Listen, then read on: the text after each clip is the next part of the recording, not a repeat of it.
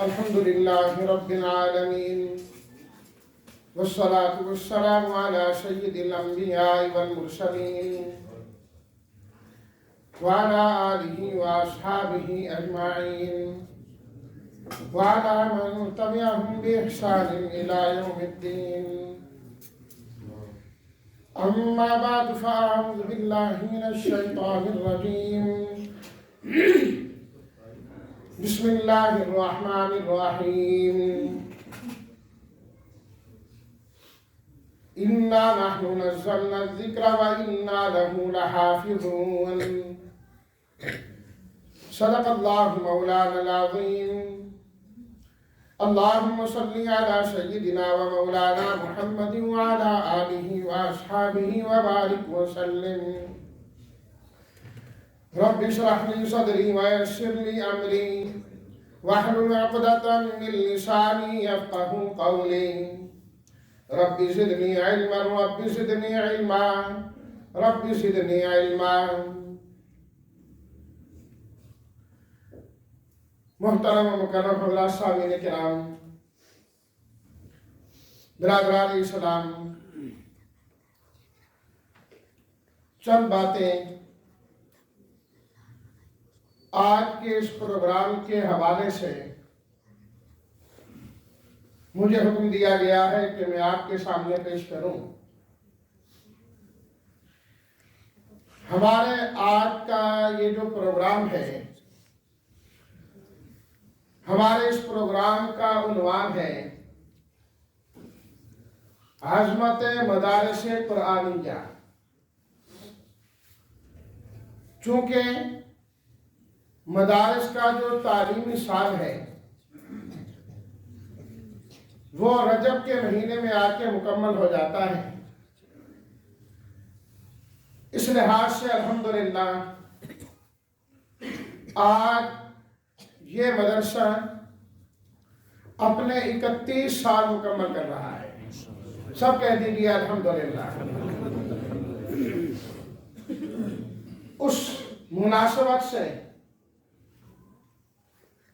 یہ پروگرام عظمت مدارس قرآنیہ کے عنوان سے رکھا گیا ہے. قرآنیہ کہتے ہیں قرآن والوں کو. ہر وہ جگہ، وہ ادارہ جو قرآن مجید کا کام کرے، چاہے قرآن مجید کے الفاظ کا پڑھنا اور پڑھانا، چاہے اس کے معنی اور تفاسیر کا پڑھنا اور پڑھانا، وہ سب کے سب قرآنیہ کہلاتے ہیں، قرآن والے کہلاتے ہیں. مدارس ہمارے اردو کے اندر بھی استعمال ہوتا ہے درس کا لفظ، کہ درس سبق. جس جگہ سبق پڑھایا جائے اس کو مدرسہ کہا جاتا ہے. وہ کسی کمرے کے اندر قرآن کی تعلیم دی جائے تو وہ قرآنی مدرسہ ہوگا کہ وہاں قرآن پڑھا اور پڑھایا جاتا ہے. اور اگر قرآن مجید کی یہ تعلیم اور یہ پڑھنا اور پڑھانا ایک درخت کے نیچے ہو تو وہ درخت بھی مدرسہ کہلاتا ہے. آپ جانتے ہیں کہ ہند و پاک میں، بنگلہ دیش اور افغانستان میں یہ جتنا سلسلہ مدارس کا شروع ہے اور چل رہا ہے، اس کا آغاز جس ادارے سے ہوا اس ادارے کو دارالعلوم دیوبند کہا جاتا ہے، اور اس کا آغاز ایک درخت کے نیچے بیٹھ کر ہوا.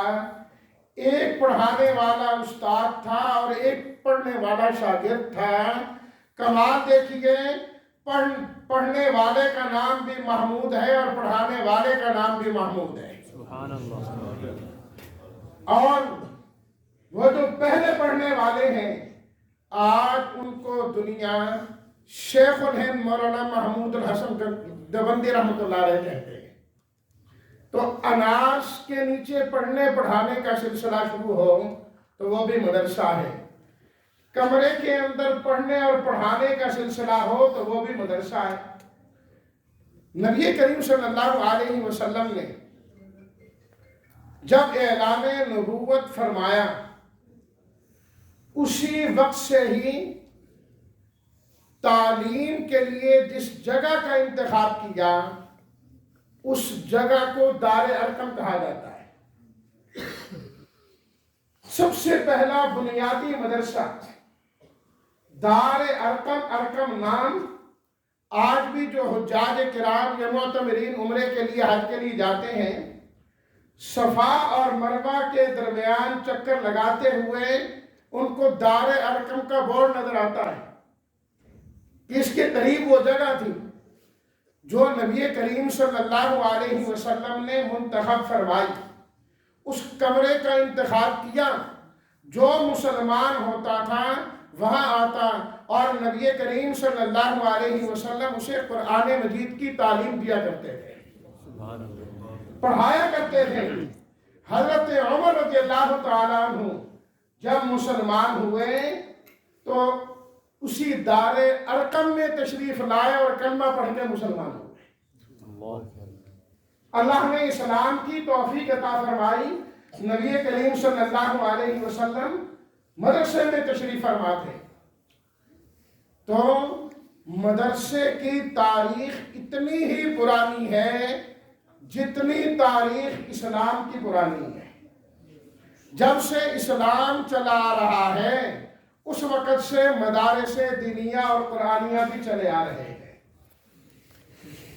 اور آج 1500 سال ہونے کو ہے دین اسلام دنیا کے کونے کونے کے اندر موجود ہے، عرب میں بھی، عجم میں بھی، ہر جگہ موجود ہے۔ اس کی بنیادی وجہ کیا ہے کہ دین اسلام میں مدارس کا نظام موجود اور قائم ہوتا ہے۔ جس مذہب کی تعلیم باقی ہوتی ہے، درس و تدریس باقی ہوتا ہے، اس مذہب کو مٹایا نہیں جا سکتا، ختم نہیں کیا جا سکتا۔ جب مذہب کی درس و تدریس، تعلیم و تعلم ختم ہو جائے وہ مذہب ختم ہو جاتا ہے۔ آپ دیکھیں دنیا کے کتنے مذاہب ہیں، درجنوں نہیں سینکڑوں ہیں، جو جنم لیتے ہیں، وجود میں آتے ہیں پر ختم ہو جاتے ہیں۔ کیوں ختم ہو جاتے ہیں؟ ان کی تعلیمات کو باقی رکھنے کا کوئی سلسلہ موجود نہیں ہوتا۔ الحمدللہ مدارس دینیہ کا یہ امتیاز ہے کہ تمام تر انقلابات کے باوجود اللہ تعالیٰ نے جو فرمایا نا قرآن مجید میں، اِنَّا نَحْنُ نَزَّلْنَا الذِّكْرَ وَإِنَّا لَهُ لَحَافِظُونَ، کہ ہم نے اس قرآن مجید کو نازل کیا ہے اور ہم ہی اس کی حفاظت کرنے والے ہیں۔ اللہ نے حفاظت کا ایسا بندوبست کیا، تمام تر انقلابات کے باوجود قرآن والے اور قرآنی مدارس کبھی بھی دنیا سے ختم نہیں ہوئے، ہمیشہ قائم و دائم رہے ہیں۔ روس کے اندر اور ان علاقوں کے اندر ایک عرصہ دراز قرآنی تعلیمات پر پابندی رہی کہ نہیں پڑھا سکتے، قرآنی نسخہ نہیں شائع کیا جا سکتا، لیکن جس دن پابندی ختم ہوئی پہلے دن سینکڑوں اور ہزاروں حفاظ کرام سامنے آ گئے۔ کہاں سے سامنے آئے؟ لوگوں نے سمجھا کہ شاید مدرسہ بلڈنگ کا نام ہے، لوگوں نے سمجھا کہ تعمیر کا نام ہے۔ نہیں، جہاں پڑھنے والا ہو، پڑھانے والا ہو، اس کو مدرسہ ہی کہا جاتا ہے، وہ مدرسہ ہی ہوتا ہے۔ تو نبی کریم صلی اللہ علیہ وسلم نے دار ارقم میں مدرسہ قائم کیا اور تعلیمات نبویہ کا وہاں سے آغاز ہوا، اور پھر جب مدینہ منورہ کی بات آئی تو نبی کریم صلی اللہ علیہ وسلم نے مدینہ منورہ اپنی آمد سے قبل حضرت مصعب بن عمیر رضی اللہ تعالیٰ عنہ کو روانہ کیا. آپ مدینہ منورہ تشریف لائے. آپ کی آمد سے قبل انہوں نے لوگوں کو قرآنی تعلیمات سے روشناس کرایا اور اس کی تعلیمات دیں. آپ علیہ الصلوۃ والتسلیمات کی آمد سے قبل ہی لوگوں کو اللہ کا قرآن سکھا دیا پہلے ہی سے. تو جہاں مدرسہ آتا ہے وہاں اسلام کی بہار آتی ہے, وہاں اسلام پھیلتا ہے, وہاں اسلام چلتا ہے.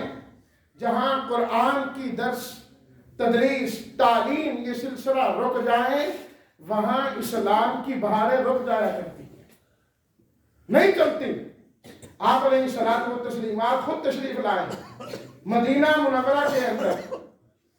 جب خود آئے تو سب سے پہلا کام مدینہ منورہ میں آ کر آپ علیہ الصلوۃ والتسلیمات نے کیا کیا کہ مدینہ منورہ میں مسجد کی بنیاد رکھی. کیا کام کیا؟ مسجد کی بنیاد رکھی. مسلمان جہاں جاتا ہے سب سے پہلے اللہ کا گھر بناتا ہے اور اسی مسجد کے ایک حصے میں آپ علیہ الصلوۃ والتسلیمات نے ایک چبوترا بنوایا, مٹی ڈلوائی. وہ جگہ باقی جگہ سے ذرا بلند تھی. آپ علیہ الصلوۃ والتسلیمات نے وہ جگہ ان مسافروں کے لیے منتخب کی جو دنیا کے مختلف کونوں سے آ کر آپ علیہ الصلوۃ والتسلیمات سے تعلیم حاصل کریں گے. فرمایا نماز پڑھنے والے تو اس مسجد میں نماز پڑھیں گے, مجھ سے قرآن سیکھنے والے یہاں بیٹھ کے قرآن سیکھیں گے. مسجد کے ساتھ آپ نے مدرسے کی بنیاد رکھی اور اس جگہ کو صفہ کہا جاتا ہے اور وہاں پڑھنے والوں کو اصحاب صفہ کہا جاتا ہے. آج بھی مسجد نبوی جانے والے جب ریاض الجنہ روضۃ الجنہ جانا چاہتے ہیں تو اس جگہ انہیں آج بھی چبوترا نظر آتا ہے جہاں مسجد نبوی یہ یادگار ہے نبی کریم صلی اللہ علیہ وسلم کی. یہ چبوترا یادگار ہے نبی کریم صلی اللہ علیہ وسلم کے مدرسے کا. آج بھی مسجد بھی موجود ہے اور مدرسہ بھی موجود ہے. آج بھی مسجد نبوی میں تعلیم ہوتی ہے, حلقے لگتے ہیں, پوری امت کو یہ سبق دیا جاتا ہے, پڑھایا جاتا ہے کہ اگر دین کی بقا چاہتے ہو, دین اپنی اصلی شکل میں موجود رہے اور محفوظ رہے, اس کا بنیادی مرکز یہ ہے کہ وہاں پر مدرسوں کو قائم کیا جائے اور پھر وہی تعلیم اللہ اکبر جو آپ علیہ الصلوۃ والتسلیمات نے صفہ والوں کو دی.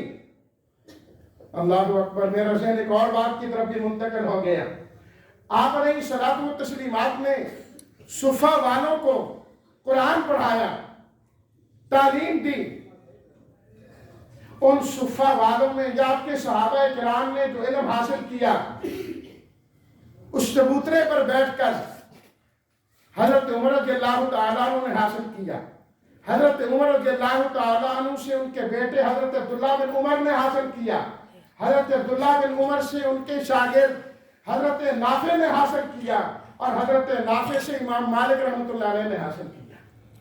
اسی جگہ جہاں نبی کریم صلی اللہ علیہ وسلم اعتکاف کرتے تھے وہاں بیٹھا حضرت عمر بیٹھا کرتے تھے. حضرت عمر کے بعد عبداللہ بن عمر بیٹھا کرتے تھے. عبداللہ بن عمر کے بعد حضرت نافع بیٹھا کرتے تھے. جہاں حضرت نافع بیٹھ کر لوگوں کو حدیث پڑھاتے تھے, امام مالک بھی اسی جگہ لوگوں کو حدیث اور فقہ پڑھایا کرتے تھے. وہاں سے فقہ مالکی وجود میں آئی اور آج دنیا کے اندر چل رہی ہے. اور پھر انہی کے شاگرد صحابہ کرام کے حضرت عطا بن ابی رباح رضی اللہ تعالیٰ عنہ ہے. حضرت عطا بن ابی رباح جو 200 صحابہ کرام کے شاگرد ہیں, ان سے علم حاصل کیا امام ابو حنیفہ رحمۃ اللہ علیہ. وہ حضرت عطا بن ابی رباح رحمہ اللہ کے شاگرد ہیں. تو جو علم صفہ سے چلا اللہ نے وہ علم پوری دنیا کے اندر پھیلا دیا ہے. سبحان اللہ. فیض کہاں سے چلا؟ مدرسے سے. ایک مدرسے سے چلا. بات امام ابو حنیفہ رحمۃ اللہ علیہ کی آئی تو میں آپ کی مناسبت سے ایک بات سناتا چلوں۔ امام ابو حنیفہ رحمۃ اللہ علیہ فرماتے ہیں کہ میں 10 سال کی عمر کا تھا، میرے والد گئے حج کرنے کے لیے اور مجھے بھی اپنے ساتھ لے گئے حج پر۔ 10 سال میری عمر ہے۔ فرمایا کہ جب میں وہاں پہنچا تو میں نے دیکھا کہ وہاں ایک بہت بڑا حلقہ لگا ہوا ہے، بہت بڑا حلقہ ہے۔ ہمارے مہمان مکرم تشریف لائے، نعرہ تکبیر، نعرہ تکبیر، شان رسالت، شان صحابہ، حضرت مولانا عبد الخالق صاحب رحمانی۔